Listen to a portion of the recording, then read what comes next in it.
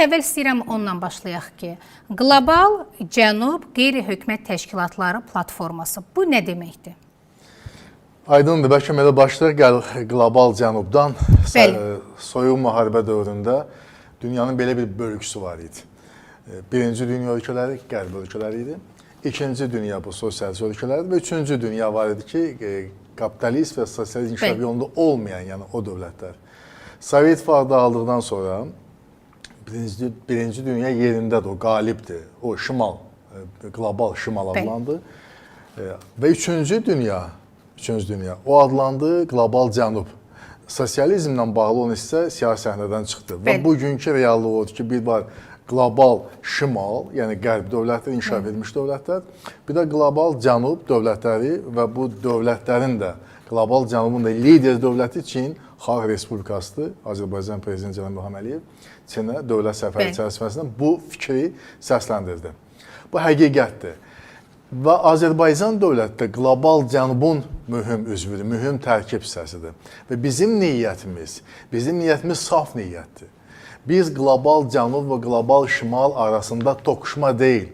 Biz istəyirik ki, etimad mühiti olsun.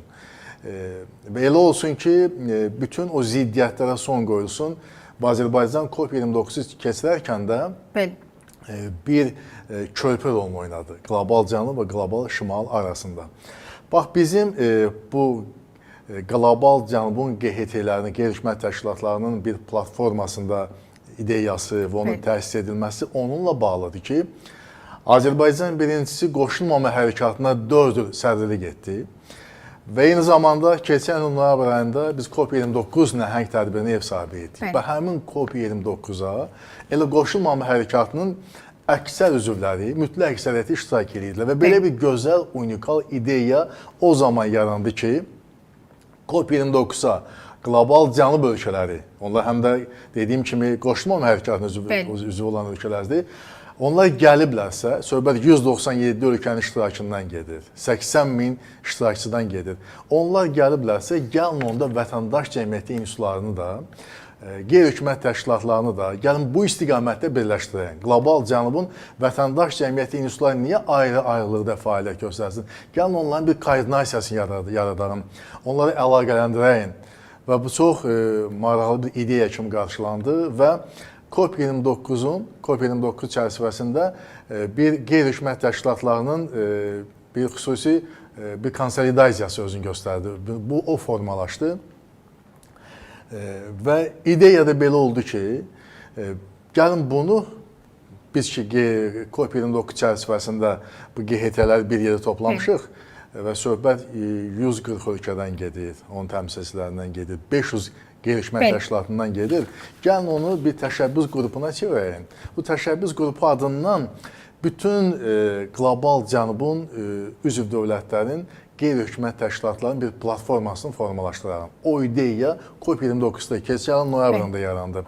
Bax, bu günləri aprel ayının 28-də Azərbaycan paytaxtında artıq həmin o 100-dən artıq bizki dövlətin təmsilçiləri iştirak edir. 116 dövlət, lap dəqiq deyim.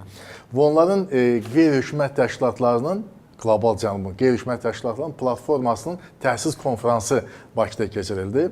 Və Azərbaycan Prezidenti Cənab İlham Əliyev də bu konfransa öz müraciətini etdi və Cənab Prezidentin xarici siyasət məsələləri üzrə köməkçisi, hörmətli Hikmət Hacıyev o müraciəti səsləndirdi.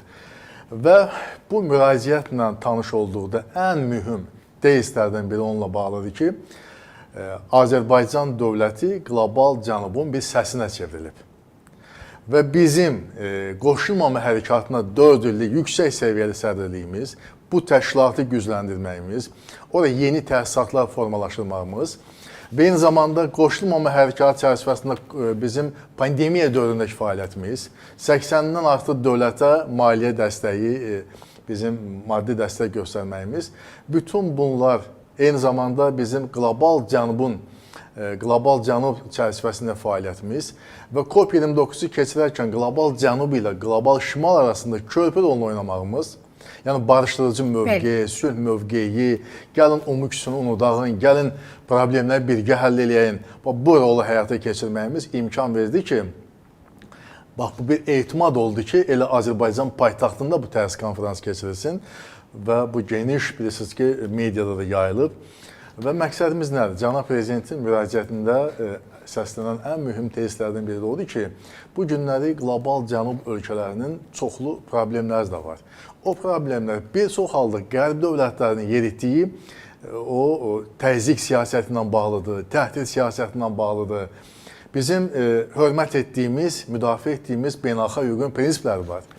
Bu dövlətlərin bir-birinin daxili işlərinə qarışmamaq prinsipidir, bərabərlik prinsipidir, qarşılıqlı etimad və qarşılıqlı mənfəət yanaşmasıdır.